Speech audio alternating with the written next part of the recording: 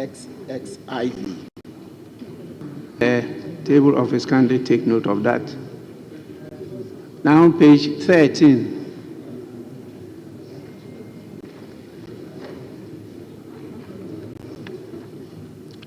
Page 14.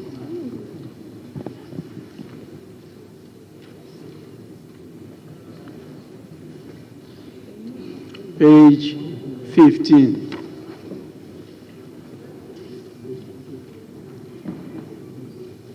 Page 16.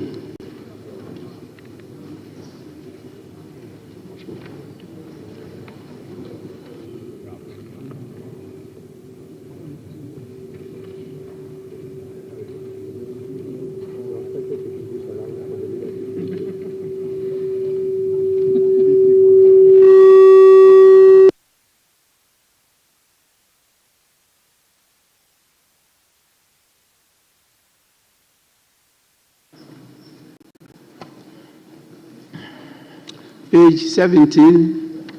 Yes, please. Thank you very much, Right Honorable Speaker. Please, on page 16, under LXX,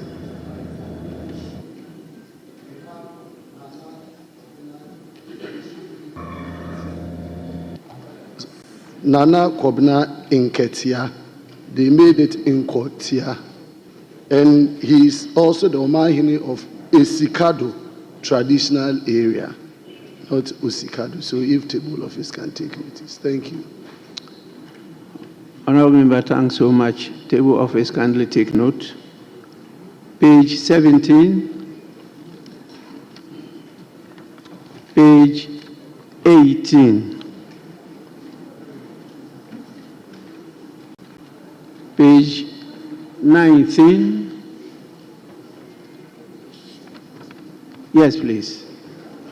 Mr. Speaker, on page 19, I just want to seek clearance from you and your guidance, because if you look at item 2 on the appointment committee attend, but I was there under order 2177 of our standing orders, where a member of the leadership of the House is entitled to participate in the proceedings of the committee during the consideration of nominee for appointment. So are we attending or in attendance?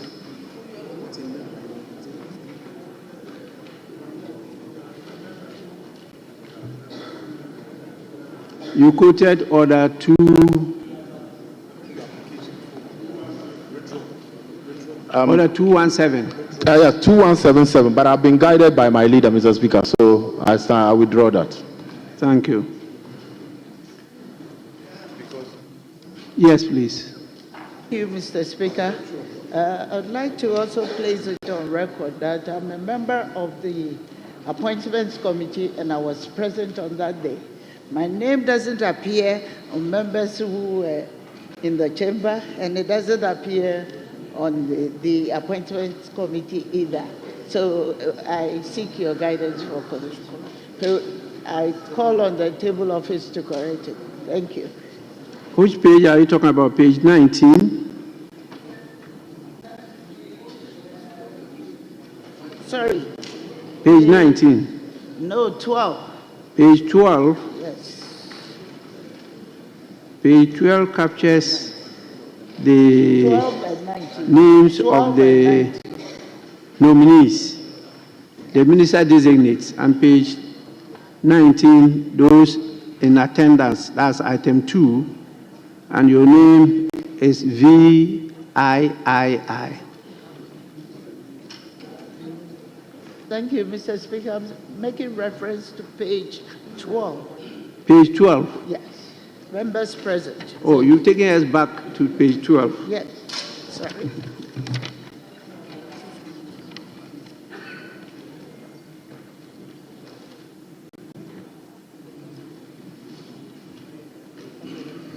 Yes, it is at page 12.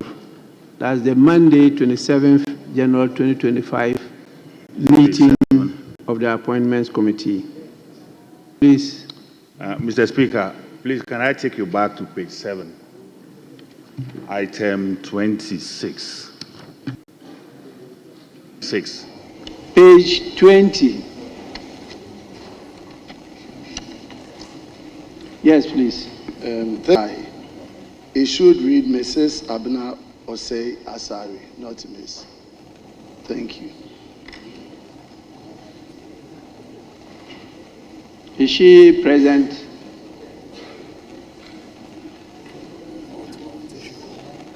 I want to know whether she's present. Page 20, page 21, page 22. Yes, please. Thank you, Right Honorable Speaker. Page 22, item numbered LXVIII. Mr. Kojo Jekedaku, Member, Elections Directorate, National Democratic Congress. His Kojo is spelled KWADWO, not KOJO. Thank you, Right Honorable Speaker. So his is Kwajo. Kwajo.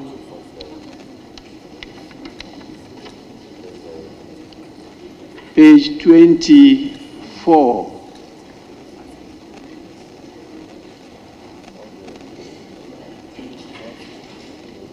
Page 25.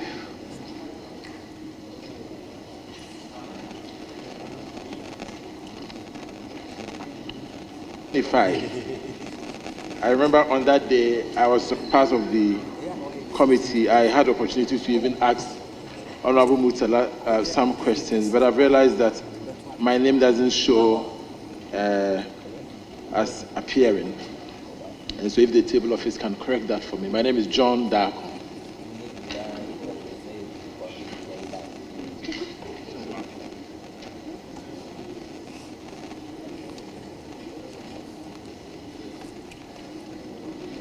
Yes, table office, kindly take note.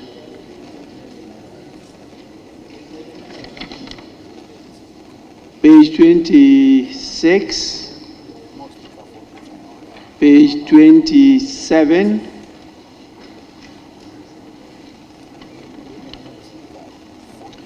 page 28.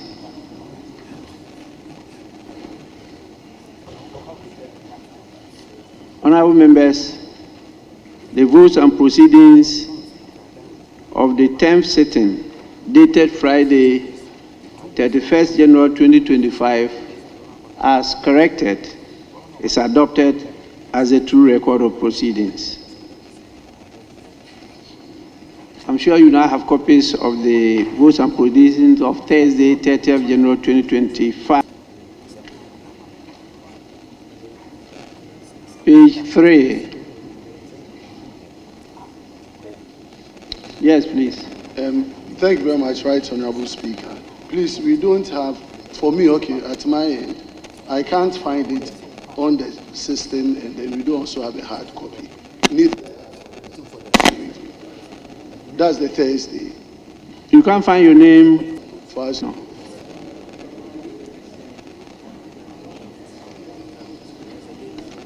Well, then, we'll leave that until the right time when members have copies. So, honorable members, let's take the official report of Friday, 24th January 2025. Any corrections?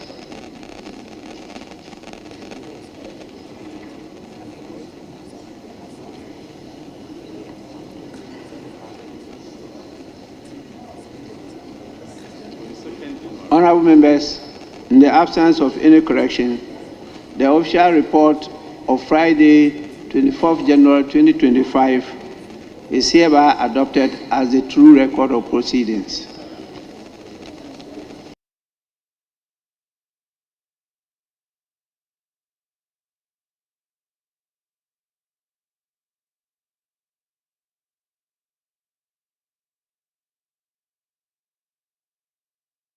Members, we move to item 7, statements.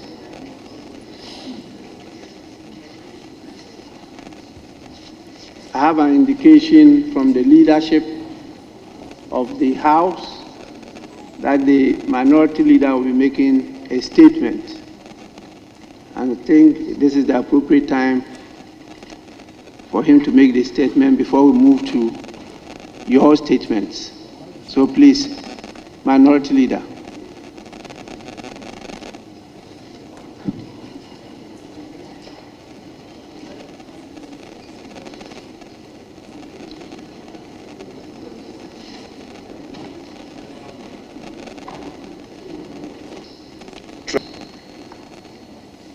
Proceedings of Friday, the 31st of January, paragraph 5 and page 7, you had cause to deliver a formal communication with communique on the evening of Thursday, the 30th of January, and the morning of Friday.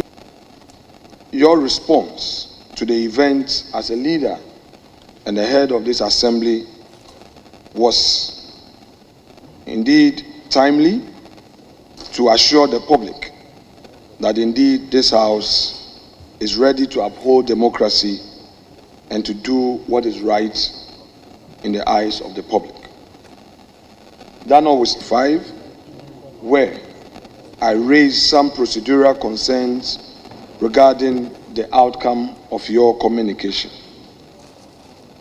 Mr. Speaker, to couch the matters that arose 30th of January,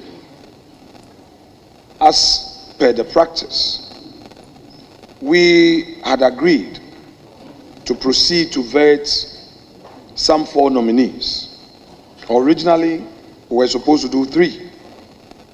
This 4 later changed to 5.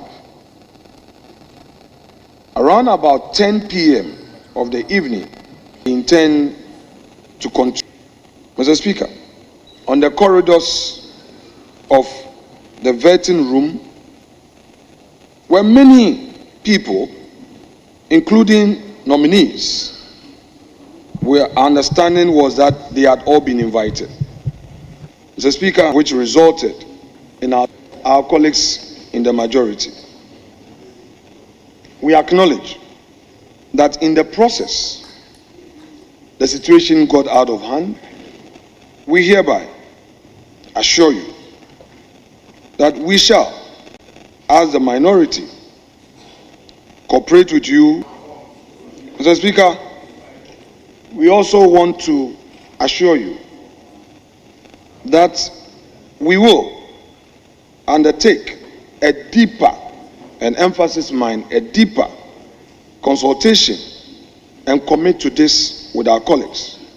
Suffice to state that from day one that Mr. President started ferrying his nominees to this House, we have given this government our utmost cooperation. Mr. Speaker, record will have it that this is the first time in the history of our democracy that the minority has given the government such a cooperation to the extent that nominees are getting their confirmation in record time. Indeed, Mr. Speaker, I am on record to have made an application by any minority leader in the history of our democracy. We believe in constructive criticism. We are not in any way in to disrupt government business, frustrate them, or undermine them. Both parties have been in government before and have been in opposition before. We know that it is not through disruption that would win us power come 2028. It is through active, constructive politicking. Mr. Speaker, we have become aware of the consequences of orders you have issued as a result of the formal communication. But this is what we have to say. And I quote from Shakespeare's mentions of Venice. Mr. Speaker,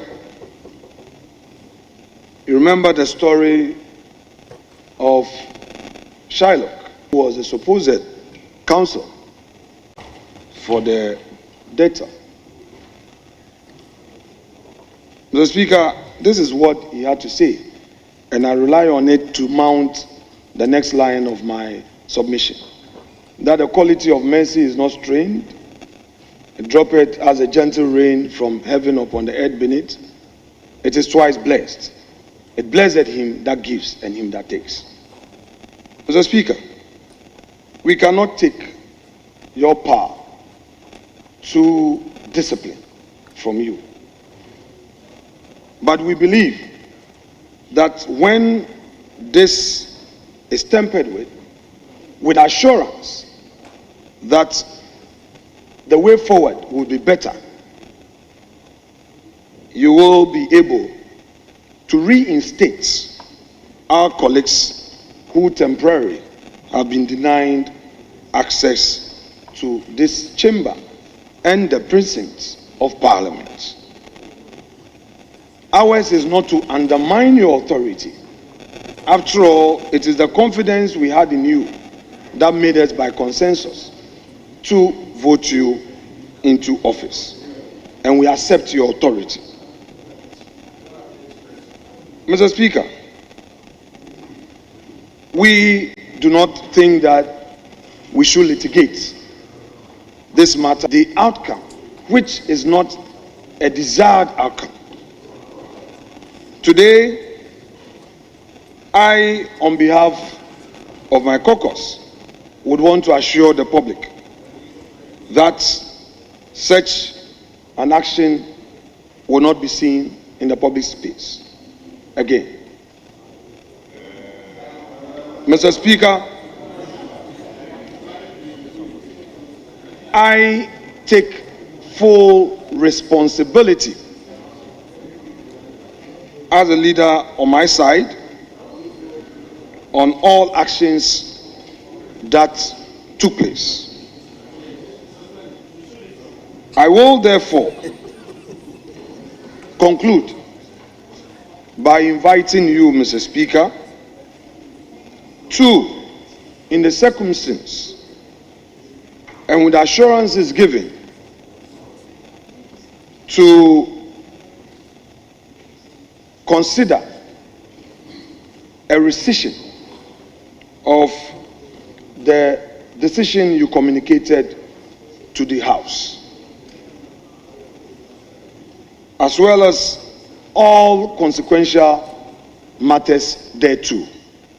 Mr. Speaker, without more, I shall thank you for hearing me and resume my seat. Thank you very much.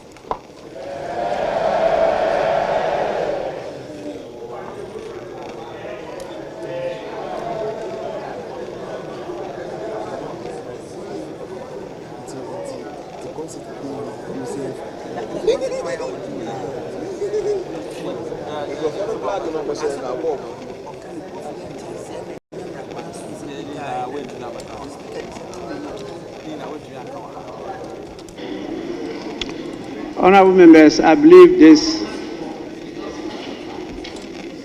statement may need your comments, and depending on how you want it to be handled, I would prefer it's handled at the leadership level and not beyond that. But this is your house, and not only my house. I am duty-bound to maintain law and order. And so I will allow the majority leader to have a say on this matter.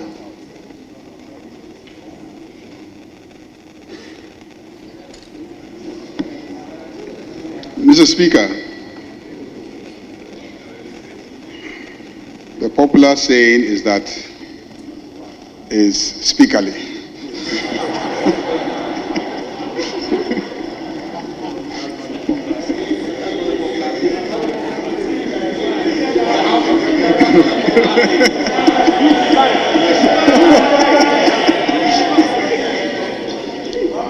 Mr. Speaker, as you can see, I have replaced divine with speaker. That elevates you to an almost godly stature. My colleague, the minority leader, has spoken. So, Speaker, it is a fact that the first time His Excellency John Dramani Mahama nominated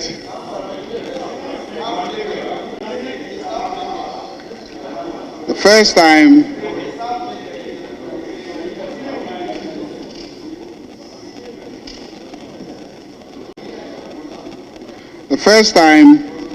the first set of ministerial nominees were announced was on the 9th of January 2025.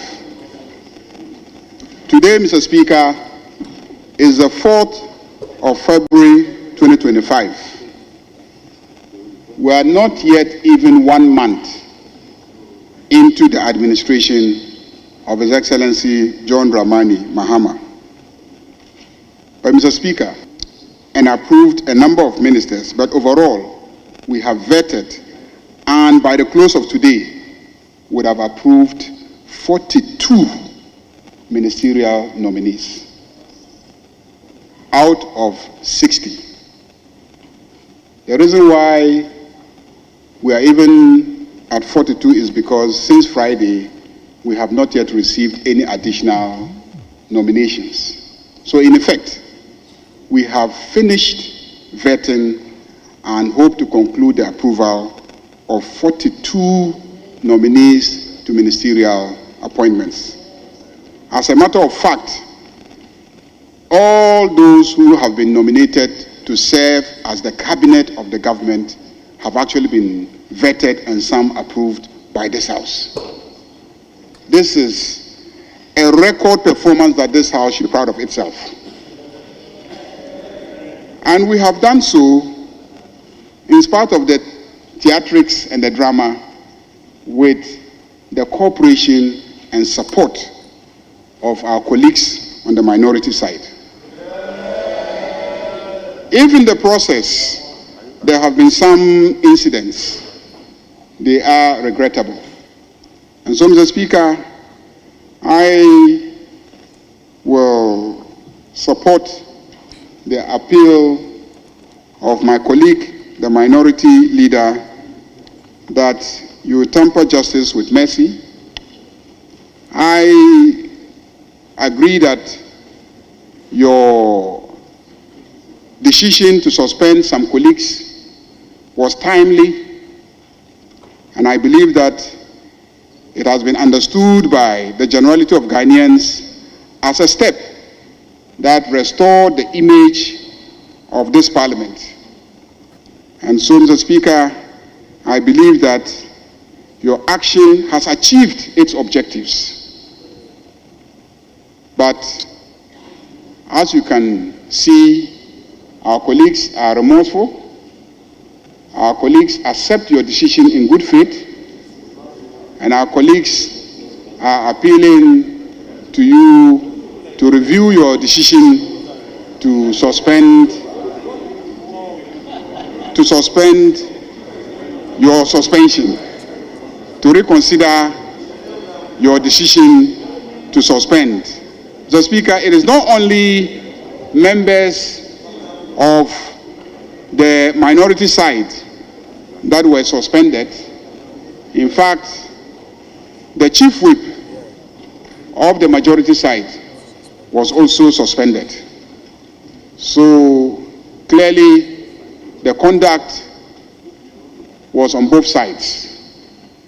And I also, on behalf of my side, appeal to you to reconsider your decision and lift the suspensions so that our colleagues can join us, whilst the other measures that you are putting in place so that long term we can ensure the orderly conduct of business in this House is achieved. Thank you very much, Mr. Speaker.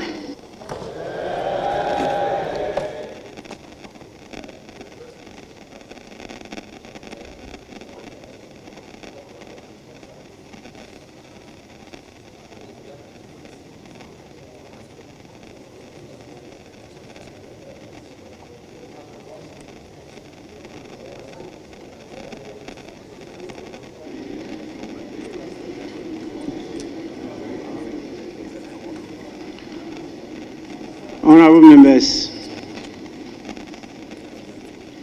I'm sure the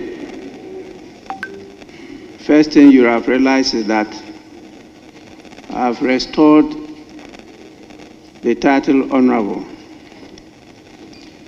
The day I read my former communication to you and proceeded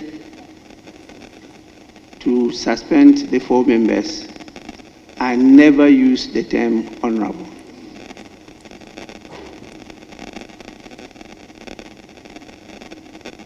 I have done so now because your leaders actually came to me to plead that I temper justice with mercy. If any of you here is not remorseful, please be on your feet.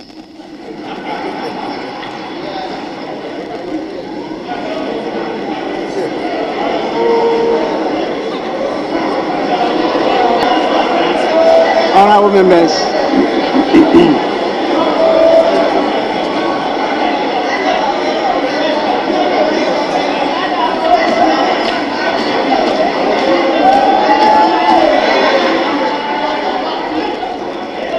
honorable member, you are not, please.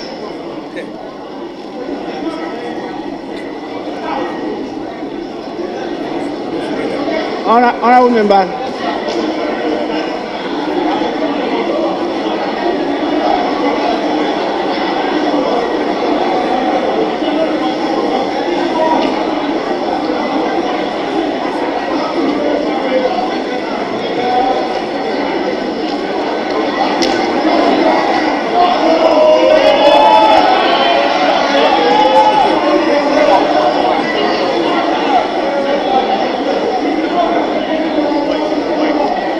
Honorable members,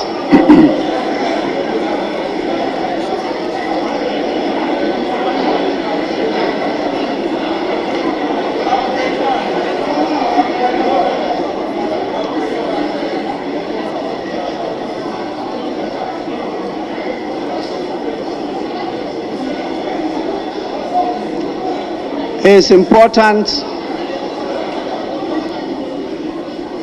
it's very, very important, and I can tell you I understand and appreciate what is happening. This house is often referred to as a house of might and majesty. Might because it's the combination of the sovereignty of all the people in the country. The king, and therefore there can be no power higher than that is the speaker. And so I sit here and I exercise your powers, and I create an environment for you to be able to perform your function. And I go according to the rules. You can disagree with the speaker, that's how the procedure on how to handle the disagreement. But the rules are very clear as to what they refer to as disorder or contempt of Parliament. and for me to preserve and uphold that might, majesty, and dignity of the House, I should not shed any responsibility in applying and enforcing the rules. And that was exactly what I did. Even though some of the members are my personal friends, I refer to as sons.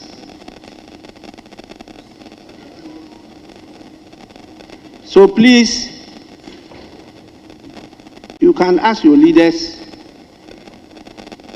when they approach me with this.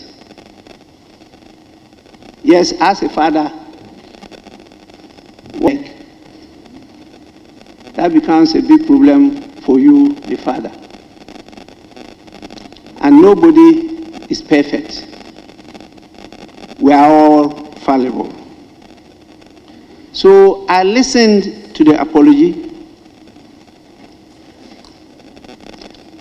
and here it was repeated by the minority leader for and on behalf of the members of the caucus, and supported by the majority leader. It's not only words. Before me, they demonstrated and assured me of their total support to me and the deputy speakers to ensure that we have an efficient and an effective functioning parliament in Ghana. So I am satisfied with not just the statement, but also their conduct. And I will proceed to lift the suspension of the 4 members of Parliament that I considered were involved in disorderly conduct, which amounted to contempt.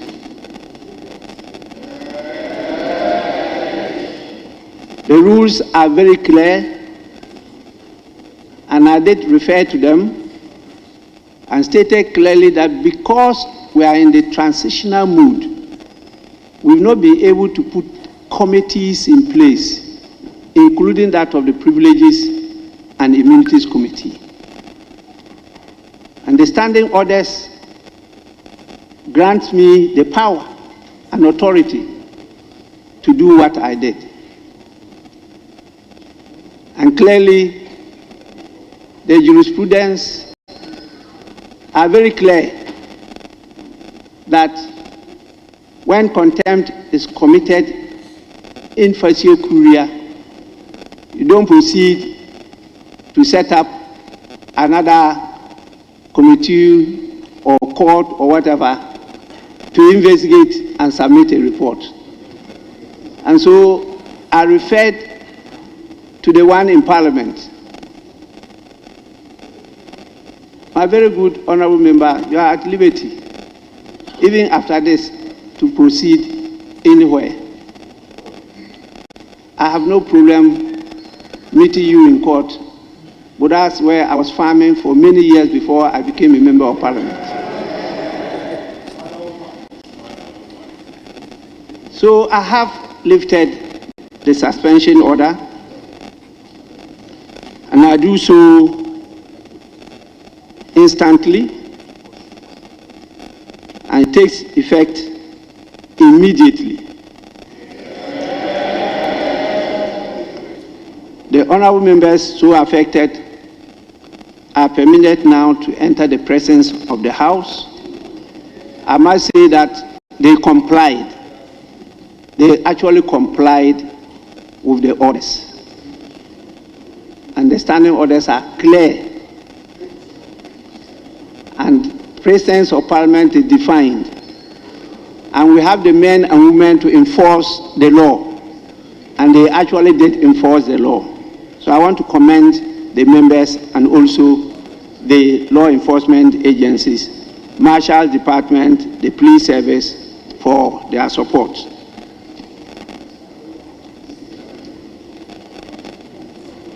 Let me once again assure the House of my commitment to upholding the dignity of this House.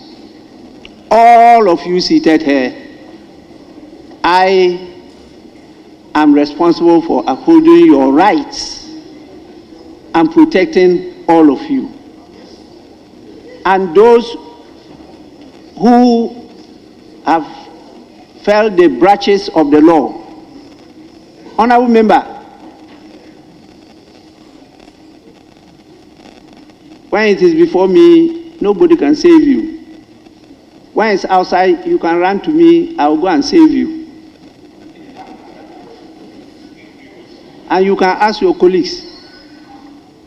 A lot has come before me, and I've always intervened, both sides, to protect the members and to save them. You can ask all the state agencies involved. And so it's not restricted to any side, both sides, all members. Those of you who don't know it, that's why I'm drawing your attention to it. When you get into any of those challenges and you draw the attention of the office of the Speaker intervenes. And by law, you are protected. There is a procedure we use to do that. We are not above the law, not at all. But there is a procedure because it's not you. You now represent a whole constituency, large number of men and women, children, elderly people. That is why you are made of now, not as individuals. And the rights of all that group cannot be taken for granted. So please, we do so without fear or favor. But let me say that I have read some media report, headmaster.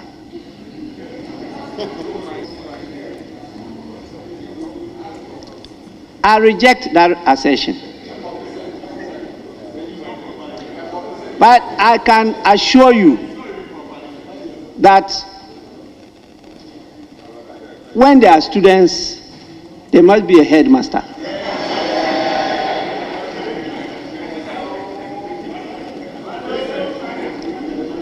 If you don't have a headmaster, you know what is going to happen in the school. The former Minister of Education is nodding his head.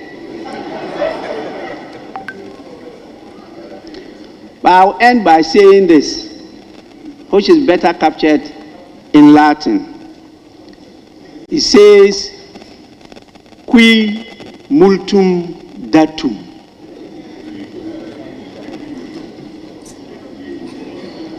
It's very simple.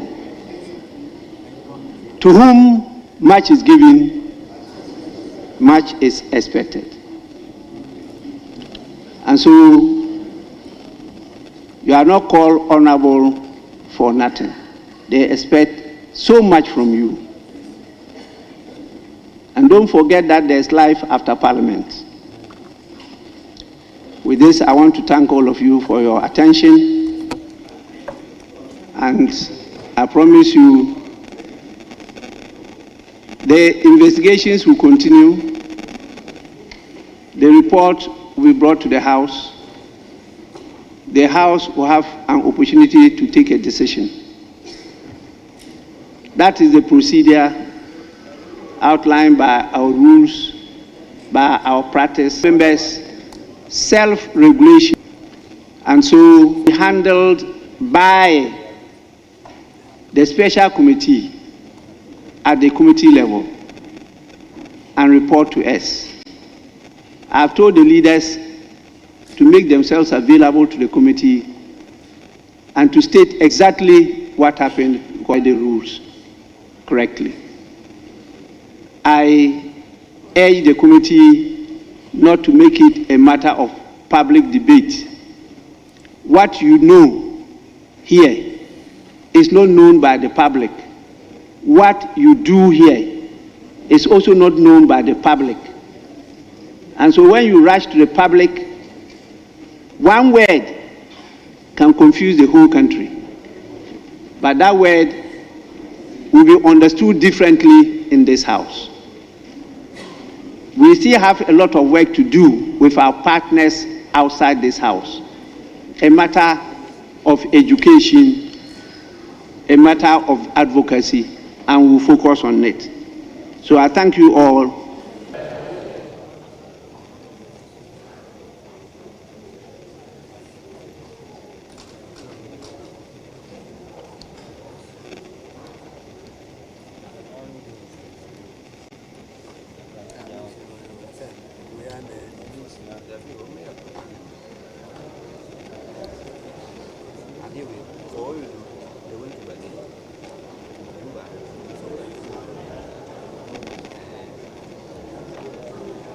I'm just being informed that the leaders want to say a word or two. And so, once again, Minority Leader, you can start.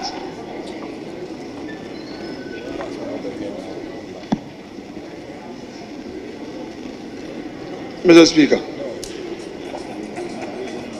I convey the gratitude of the Minority Caucus on your final decision in these matters.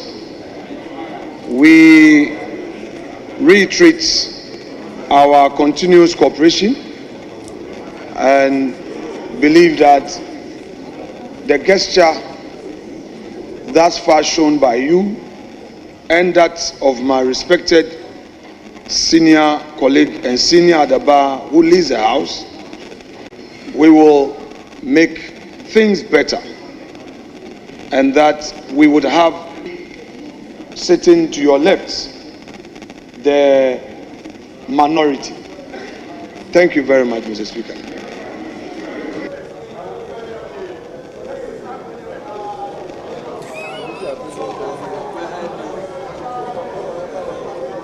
Yes, Majority Leader. Mr. Speaker, today I'm taking lessons in humility.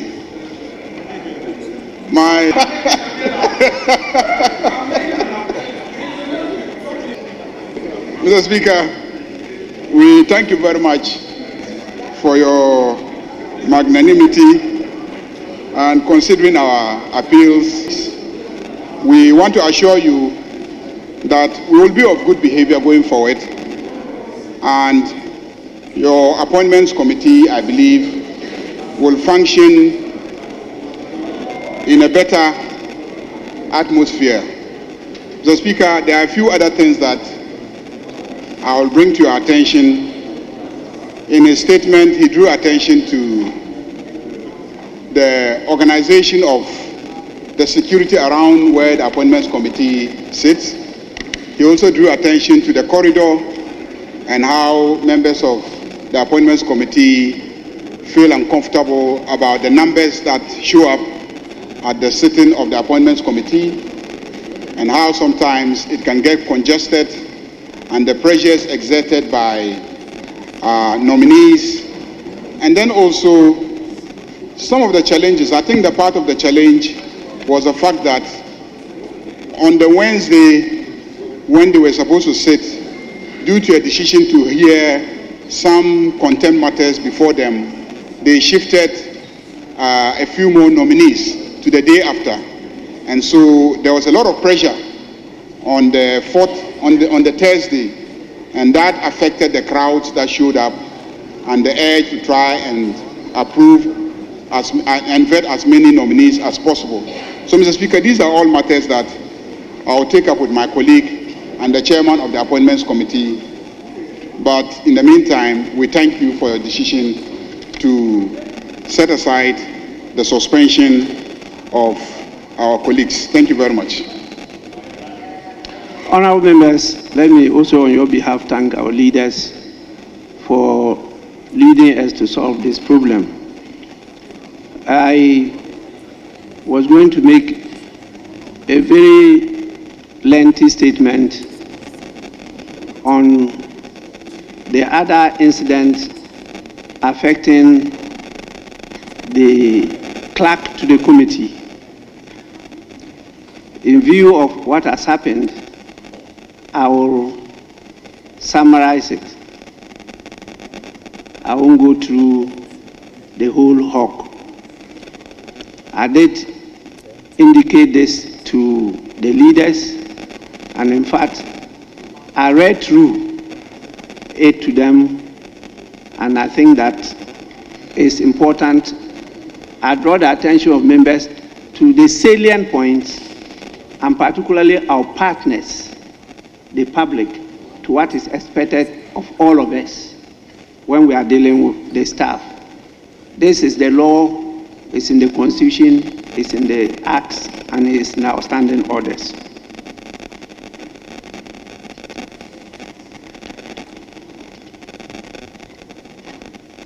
Once again, I make this statement to address conduct of some members of the Appointments Committee at a recent committee meeting and on various media space in the country. You recall the incident that we just referred to in what the majority leader referred to as an application for bail, and how it's usually submitted by counsels before a court.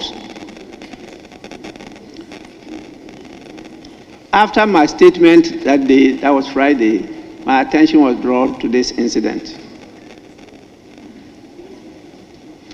And as the Speaker of the House and Chairman of the Parliamentary Service Board, I strongly condemn that incident. The clerk to the Appointments Committee is a public servant and should not be dragged into the failure of the members of the committee to resolve their differences. This clerk has worked with us for 19 good years, and she is one of the best clerks that we have had. Please, you can check from former members of parliament, and she's been at that committee for some time now, not just now.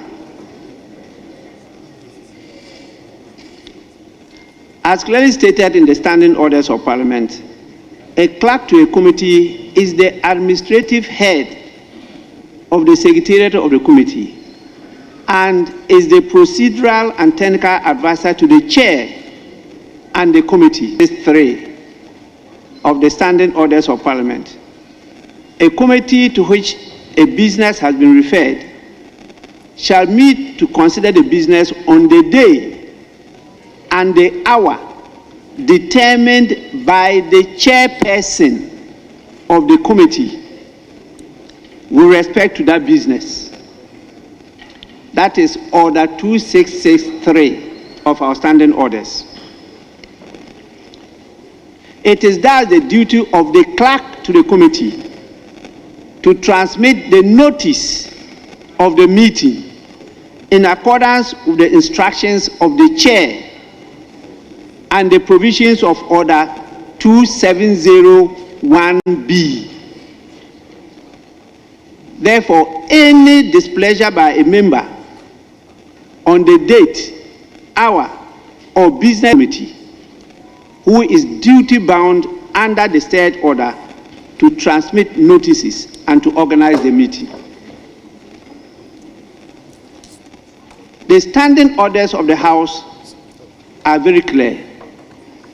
Clerks to committees do not convene meetings. Chairs of committees do. A clerk to a committee transmits notice of a meeting that has been called by a chair so motu or acting on the request of 15% of members of the committee. I refer to the orders 2663 and 271B. The clerk thus works to the chair as the clerk to Parliament works to the Speaker.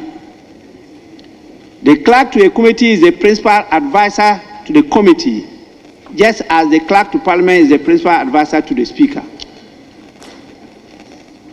Even if the clerk had erred, subjecting her to public ridicule and humiliation, where she had no opportunity to respond, was entirely inappropriate.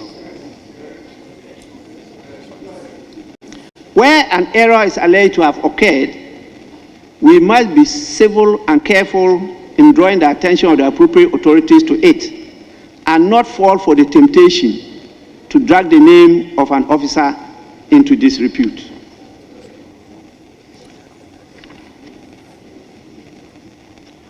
While I advise members to use only the laid down hierarchy and procedures to resolve any grievance that may arise in relation to an officer or a department of the service, I also call on the chairs of the committees to, as a matter of urgency, ensure a strict adherence to the standing orders of Parliament and to maintain law and order at committee meetings. Honorable members, in spite of your numbers, you are not to oppress the minority.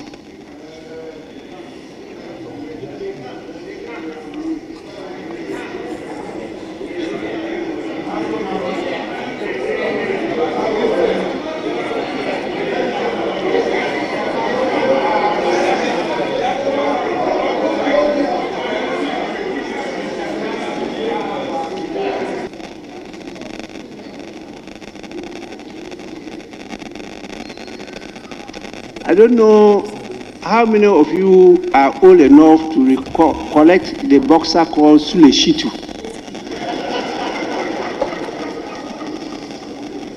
You are old enough to recollect Sule Shitu.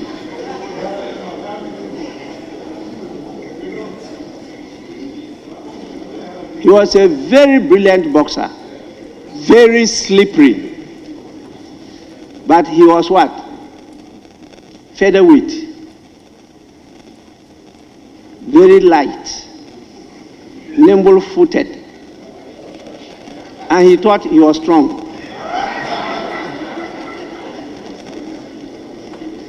One blow of middleweight, he flew so far that he never woke up, and that was the end of his boxing.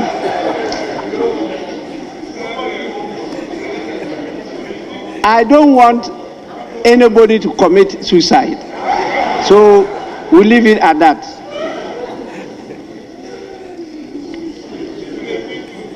For me, I'll continue to perform my role. I do this so the Speaker is the person endowed with the ultimate responsibility for the administration, organization, and control of employees within the service. So it's my responsibility, and I will not share that responsibility.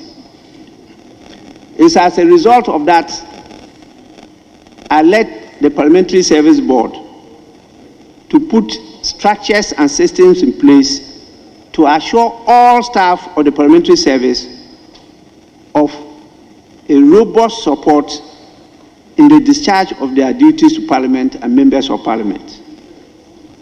And this is to ensure that we have a very efficient and effective Parliament that is responsive to the needs of the people we represent. With this, I thank all of you for your attention. We have other statements to make. Yes, Majority Leader. Mr. Speaker, crave your indulgence to vary the order of business so that we can commence public business. So, Speaker, I want us to take the report of the Appointments Committee on His Excellency's ministerial nominees. But we need to vary the order of business to achieve that. With your indulgence and that of the House, if we may vary the order of business. Let me hear from your colleague minority leader first. Yes. Mr. Speaker, this is a big surprise to me. A moment ago, the chair of the committee and I engaged on the draft report which has been sent to me to have my input.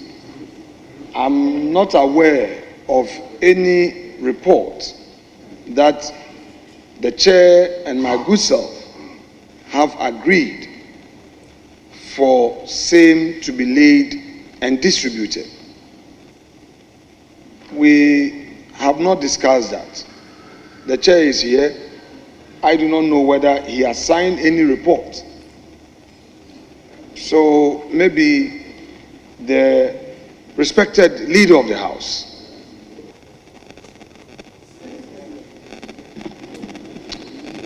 Chairman of the Appointments Committee. Right Honorable Speaker, the draft. Right Honorable Speaker, this morning I reached out to the minority leader regarding his concerns about the report. Right Honorable Speaker, the concerns raised was that one of the nominees promised to bring some documents. Right Honorable Speaker, the document has since been delivered. Right Honorable Speaker, based on the delivery of the document, I have proceeded to sign the report in the absence of any other information from the minority leader. So, Right Honorable Speaker, did you make the documents available to the minority leader? Yes. He has copies? Yes. Minority leader, is that the case?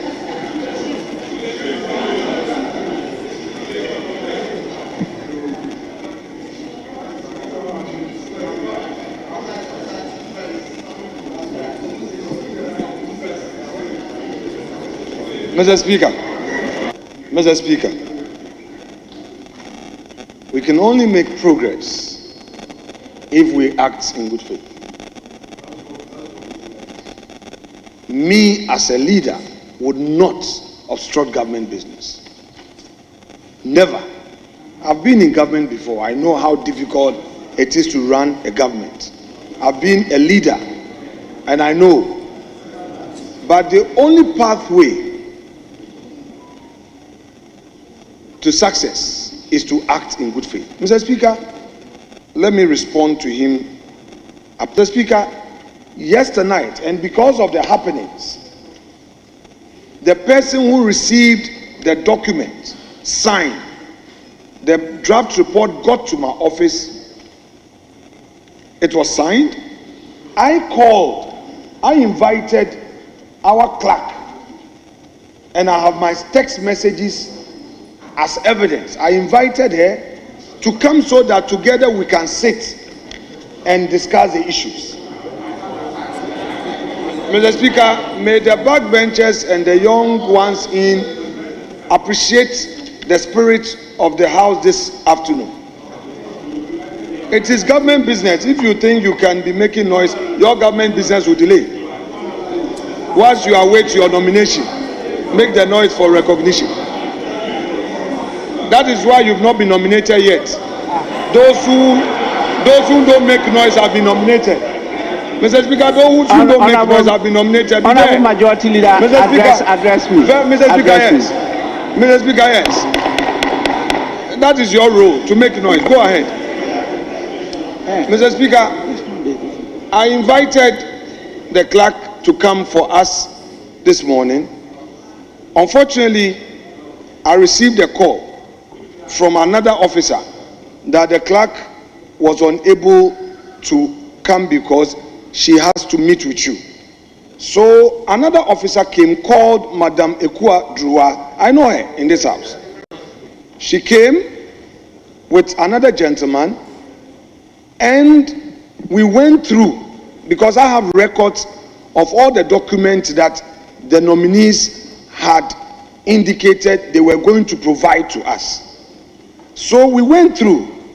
One nominee has provided some of the documents. The rest are yet to. So we went through the records and they took note that they were going to follow up.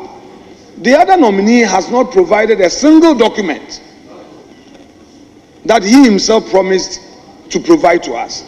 So I even suggested to them that in view of that, we can take those nominees who don't have any issue at all, so that those we are waiting the documentation, when those documents come, we'll deal with it.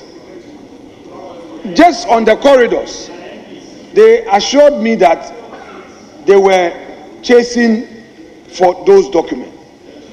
My respected colleague engaged me and indicated that whilst we wait for those documents, we could proceed. I told him that I do not have any problem with assurance that those documents will come, because these are nominees who are spoken on record that they were going to provide the document. It's been days after the vetting. If they said they had it, why are they not bringing those documents? So, Mr. Speaker, for my respected colleague, the chair of the committee, to spring a surprise, these are some of the frustrations we go through. And Mr. Speaker, I speak on my 5 points of fellowship. I am not acting in bad faith. In all truthfulness, I am not aware that the report has been signed. And we all know that before the chair signs, the clerk will sign. If indeed the engagement with me this morning, where we agreed that they were going to get those documents, is any engagement to go by, then how would it be that the clerk would sign with the chair, knowing that they brought me a draft report? Mr. Speaker, I would want to plead with my colleagues. Let us spend more time to Jojo. I will not frustrate you. It is your government. You must form the government. Mr. Speaker, I can only constructively criticize you after you form your government. I do not have any business holding you back. I want that to be on record. But the approach, Mr. Speaker, is not the best. The approach is not the best. If he still wants to proceed, Mr. Speaker, in spite of all I have said, I would not mind. Of the nominees, we have only two issues. We are voting, we are taking you through a secret ballot on two nominees. And I've indicated to you, the Honorable Sam George and Honorable Ablakwa. All the others, can I finish? Can I finish? All the others, by consensus, we don't have a problem. However, those documents that they promised bringing to us must be available. That is the only condition. I don't have any other problem.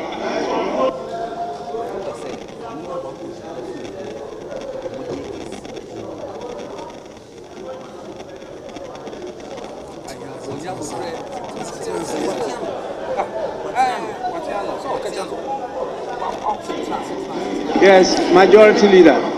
Mr. Speaker,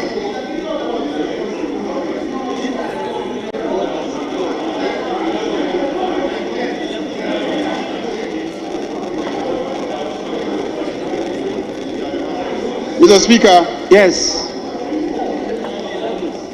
Mr. Speaker, I Our standing orders are very clear.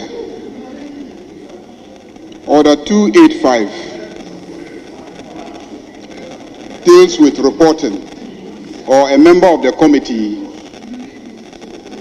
is authorized to present, signed by the chairperson of the committee, and we are seeking to have that so that we can take it today. Mr. Speaker, I am aware of the matters that are being discussed. And in fact, and in truth, the minority leader has discussed those matters with me. He has indicated that he has no objection to the reports, except that during the vetting, 2 nominees promised to present certain documents to the committee, and he has not seen those documents. Subsequently, he confirmed that 1 has brought some documents, and he has no problem with the one who has brought that he requested for. I had a response for him also. I told him that in my opinion, the document that he is asking for cannot stand between us and approving that nominee. That document, in my opinion, cannot stand between us and approving the nominee. And in any case, Mr. Speaker, when the committee met, at the close of the sitting of the committee took a decision on all the nominees. The committee did not say that they were suspending decision on any particular nominee pending that nominee submitting any document. On television, the media were present and they captured the moment when the decisions were taken on each and every one of the nominees. And no decision was conditional. Mr. Speaker, it is true that the minority at that time had left the sitting of the committee because, in their opinion, your directives on Friday, they misunderstood to mean that the appointments committee should cease to exist. Walked out. I tried to explain to them that I was in this chamber when you communicated to this house, and you did not say that the appointments committee. They persisted in their understanding of what you were purported to have done, and considered all nominees. And at the end of the question on each and every one of the nominees before the cameras. Normally we do it in camera, but on this occasion, in order to be very true, and the journalists captured the entire exercise.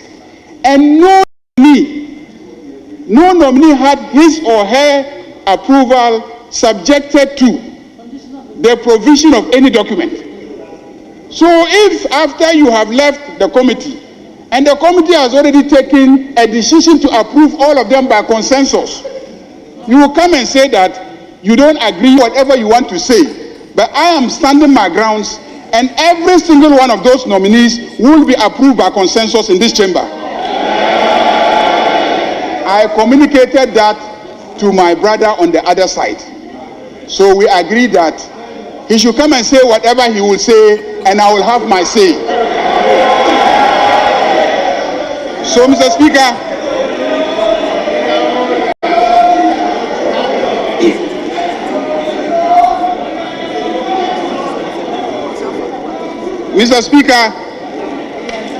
we are going to take the report, Mr. Speaker, subject to you granting us leave to vary the order of business, and he can debate the report, but the reports say that the committee, 2 nominees are going to be taken out of the report.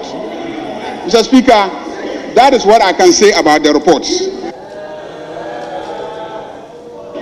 Honorable members, I have been given a copy of the report. The recommendation on 2 of them says majority decision on 2. In the case of 2 of them, the names he mentioned, the report says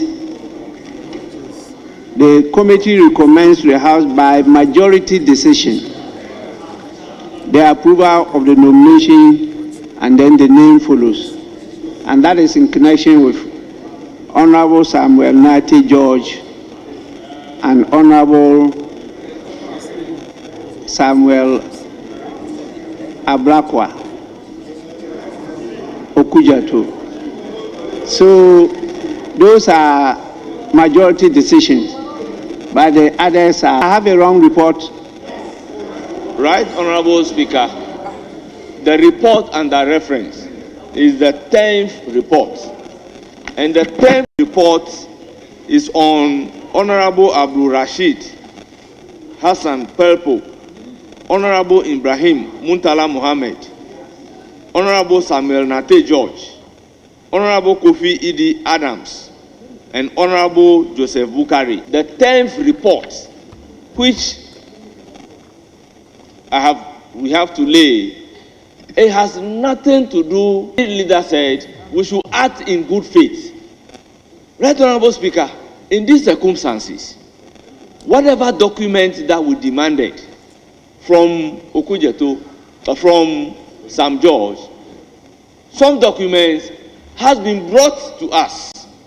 And indeed, the minority leader has a copy of the document as well as the report. Right, Honorable Speaker, the confusion is that the 11th report will be covering Honorable Okujeto Ablakwa. In relation to Honorable Okujeto Ablakwa, some documents were outstanding that the committee would have to be furnished. So, minority leader is confusing the 11th report with the 10th report. So regarding the 10th report, he has a copy of the report and he has a copy of the documents brought by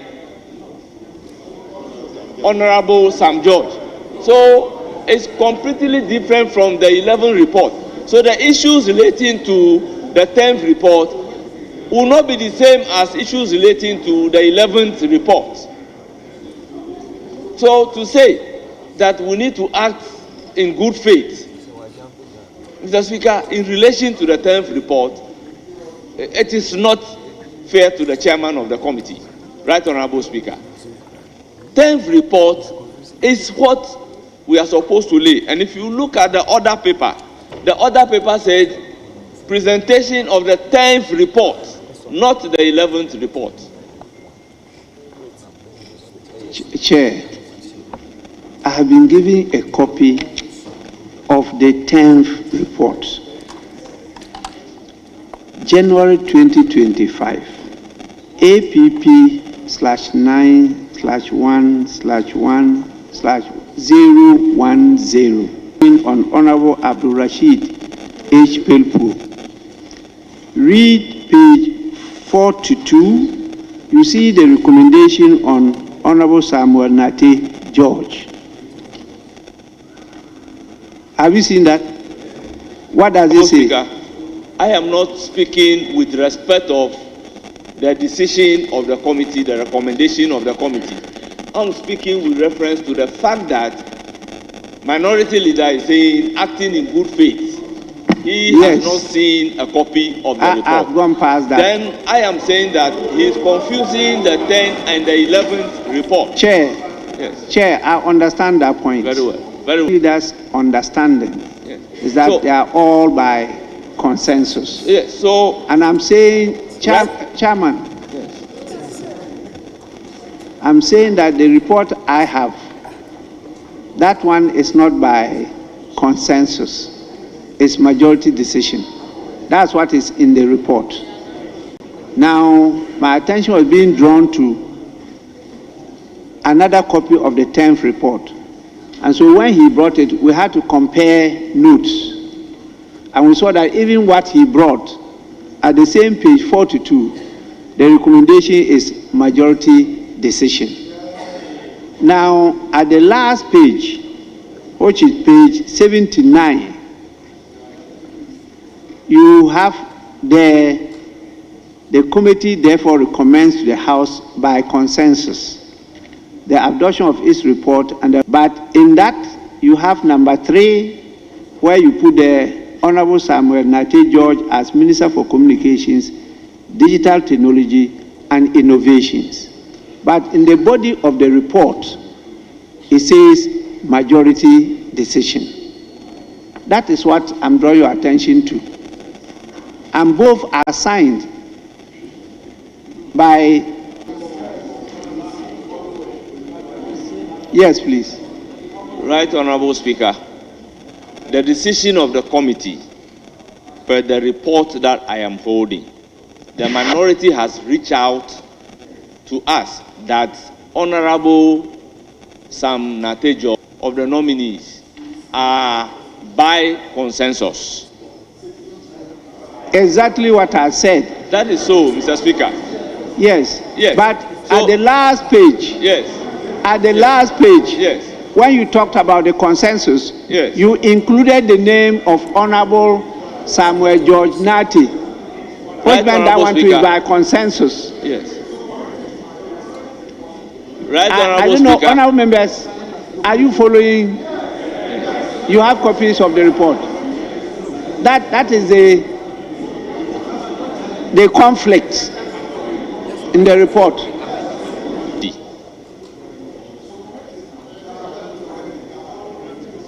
Honorable members, I will allow the chair of the committee to the contradiction. That is so. Yes. Let me listen to a minority leader, then I'll come to you, majority leader. Yes, please.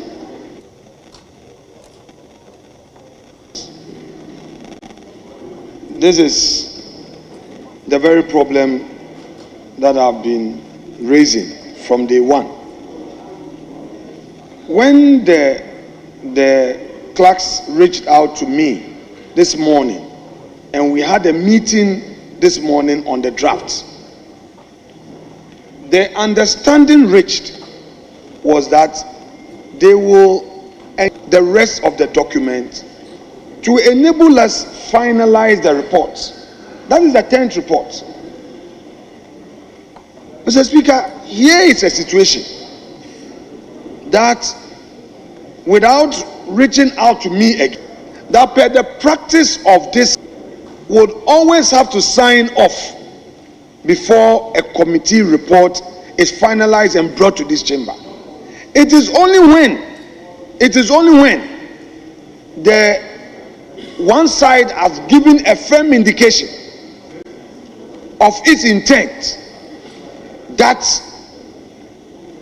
the issue of a minority report would arise. Mr. Speaker, this is not the case, and this is where I would want to reserve my comment on the actions of our secretariat in private. I wouldn't speak about the actions of the secretariat anymore in public.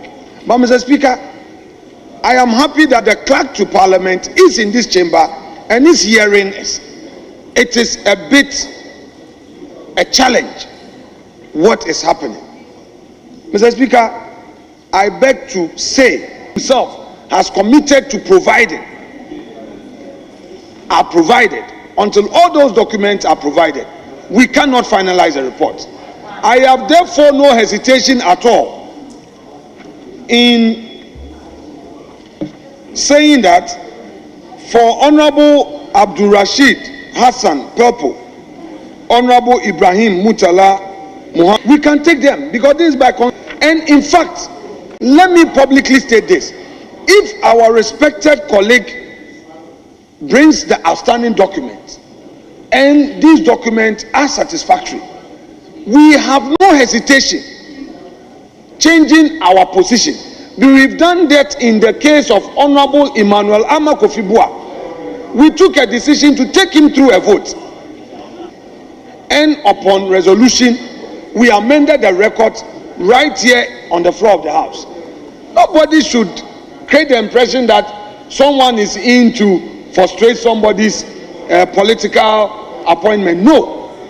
But Mr. Speaker, the very things that our colleagues demanded when they were in opposition are the very things that we are demanding from them. So they should take it easy and engage us the more rather than the confrontation. The confrontation will not work. Confrontation will not work. We have a 4-year journey. This is just the 3rd week. So they should take it easy with us. It's not the intimidation and the attack, the social media that will get me, Kwamina, to be cowed. It will not work. I have seen all this before. So, but I want to do the work in a manner that you as colleagues will know that I respect you. I will not disrespect any nominee. After all, you are going to be our minister. But please, let the right thing be done in the interest of the nation. Mr. Speaker, that is all. Your standing orders are clear as to the preparation of report of committees. Is standing order 283. 283 and 2831 may present reports for consideration of the committee, and the report shall be recorded in the minutes of proceedings of the committee. 2. The chairperson shall propose for consideration the reports in the order of receipt until one of the reports is accepted. The question to be proposed by the chairperson on any report shall be, and I quote, that the report brought up by honorable member for so and so be read a second time, paragraph by paragraph, unquote. 4. When the question has been agreed to, a question shall not be proposed on any other report, but portions of other reports may be offered as amendments to the report under consideration where they are relevant to the agreed report. And 5, on the conclusion of the consideration of the report, the chairperson shall put the question, and quote, that this report be the report from the committee to the House, unquote. This is the procedure you go through. Report of the committee. Yes, Majority Leader. Mr. Speaker, indeed, that order governs the process of generating reports. Complied with. We are yet to begin to warm up to that process. But Mr. Speaker, I have heard my colleague on the other side, and I just note that this report has some inconsistency, because you have the main body of the report on one of the nominees saying that it is by majority decision, and then in the concluding portion of the report indicating that it is by consensus. So there's a problem with the report. So, Mr. Speaker, I will ask for a short suspension of sitting for me to correct the reports. We will correct the reports and build consensus. There is an application before the House for us to take a suspension. For how long? 10 minutes? 1 hour? 1 hour, Mr. Speaker, 1 hour. 1 hour.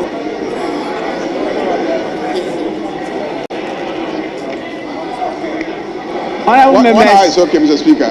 I proceed to suspend sitting.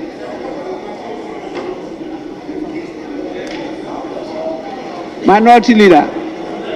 Yes, you say your position is. Mr. Speaker, the leader of government business has made an application. Who am I to oppose him? I'm not opposed to his application. So, Mr. Speaker, grant the application as prayed. You grant it as prayed. Honorable members, 30 minutes. 30 minutes. 30 minutes.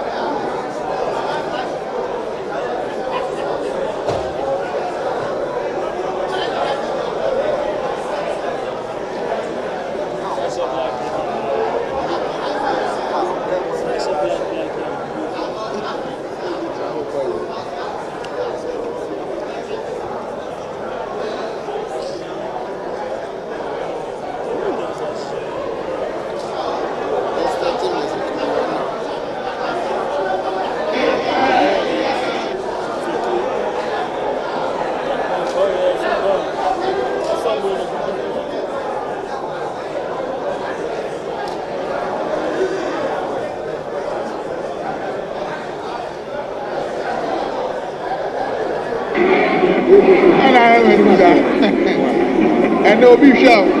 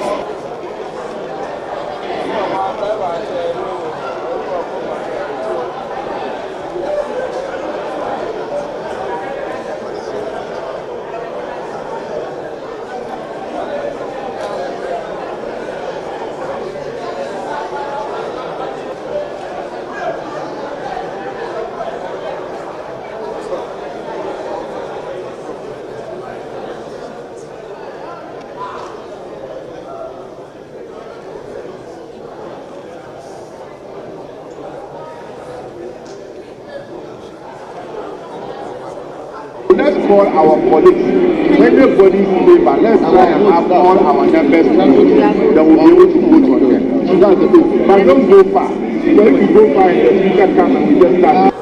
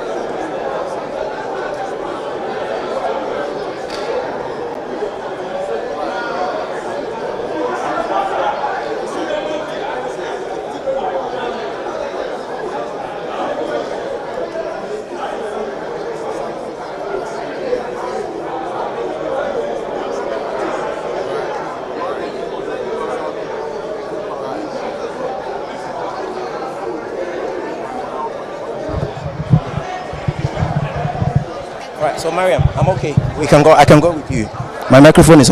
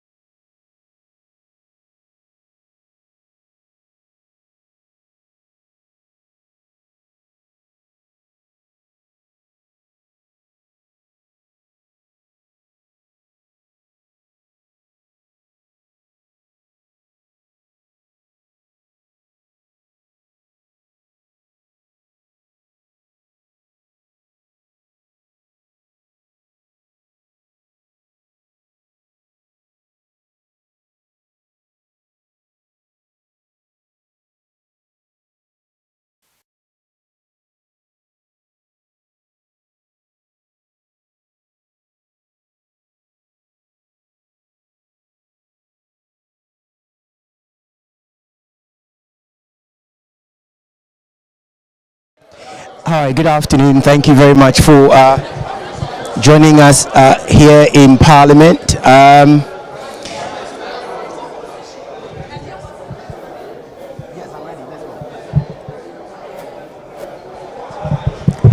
At midday, and it started with Uka had to take a decision to suspend some 4 members of Parliament, and in solidarity with those members of Parliament, 3 being on the side of the minority and 1 from the majority, both being whips. The minority came in black clad, being in the presence of the chairman, Chairman Menu, the General Secretary, Kodua Frimpong, and then the national organizer Henry Nanabuachi Nanabi, whom I spoke to earlier, all showed up in Parliament with some executives in solidarity with the minority in Parliament. And so the speaker came in just a wee bit after lunch, and the day began usual with the normal prayers led by the Speaker of Parliament. Thereafter, the order of the day was laid out, and then a statement was called by the Speaker, which came from the side of the minority, and this was led by the minority that the Honourable Afenyo Mark not entirely happy with. However, they have come to plead with the Speaker to rescind this decision, having listened to the various sides. And this statement was presented with support from the majority, and it's the first time ever in this 9th Parliament that we've seen both sides, the majority and the minority, issuing a statement where they both agree. And this will say was as a result of what had happened. And so the Speaker heard the statement by the Honourable Minority Leader. When he's retired back to his seat, the Speaker took to the floor and addressed the House. In fact, at one point, the Speaker made a very interesting comment, including their supporters, referred to him as the headmaster, but he wants to categorically disassociate himself with that headmaster title, because he is not, and he doesn't have any students. And so that created a certain humor within the chamber and everyone else, including people in the gallery, public gallery, I beg your pardon. We all have statements from the both sides. He's rescinded his decision, and that takes effect immediately. And so those 4 MPs could return to the chamber. In fact, if they were around, you would have seen them walk in. They could return immediately. And so that was where it ended. Then they followed on to taking roll call or register of the previous sitting, and members who were present and were marked absent had to get that corrected, which was then absorbed or admitted into the records of Parliament. Then came to the point where the Speaker took a report from the appointments committee, and that didn't also go without the usual what I'll call drama, really, if that's the best description, in that the honorable minority leader raised a certain subtle objection to why the report cannot be tendered in that he hasn't received the fuller report, and also signed that report. Why he hasn't signed was to do with the fact that two nominees who were vetted last week were supposed to have tendered in some documents which they didn't have at the time of their vetting, and so he was waiting to hear from the clerk that these reports or these documents has eventually been tendered in and has also been accepted, and that the report can go ahead. Unfortunately, however, he also mentioned how things were done on his blind side, i.e. the chair and the clerk had done business on his blind side and has forwarded a report to him, whereas he was expecting the clerk to the committee to present the report to him. He was informed at the very last minute that the clerk could not do that, and that it was going to be done by another person within the parliamentary service, and that eventually turned out to be two persons who came to him in his office. They went through them, each document component by component, even two of the required documents, whereas the other has submitted nothing, and so he couldn't accent that report, and so he himself said they had them and they were going to tender them in. That would have been the case. Then the chair of the committee got up to his feet to perhaps throw a bit more light on that, but the honorable majority leader, the honorable Muhammad Yariga, asked him to take back they've had with the minority behind closed doors, whereas the minority leader had said that they have agreed on some nominees to be passed by consensus. For some two nominees, they were going to take secret voting or balloting on them, and that the majority leader rebutted quickly by saying, well, we may have had discussions, but there seemed to be a certain misrepresentation in your recount of the agreement we've had behind closed doors, and that again became I said, you said. Eventually the speaker intervened and got the chair to go according to the House's standing orders and make sure he delivers as is expected of him, according to the standing order, a report fit for admittance into parliamentary record. And that is there when the speaker, having addressed them, eventually wrapped up the half day or the day and adjourned the House for an hour or so, and then they will reconvene and continue with the day's business. Back to you, Miriam, in the studio.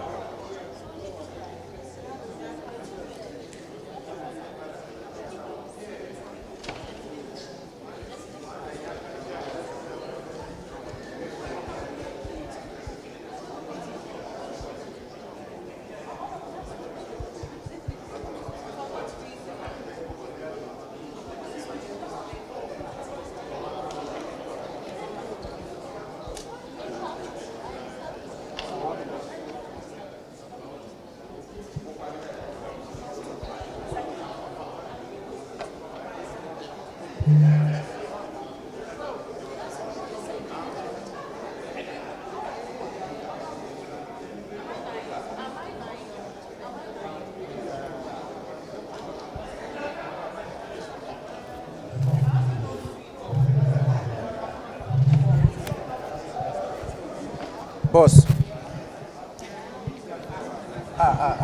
Finally, I was on egg. Nobody protect me. Some paponi trying to make it. Yeah, she will be still away. They called me, but Mariam would have stayed on the phone to count me down. She just hung up.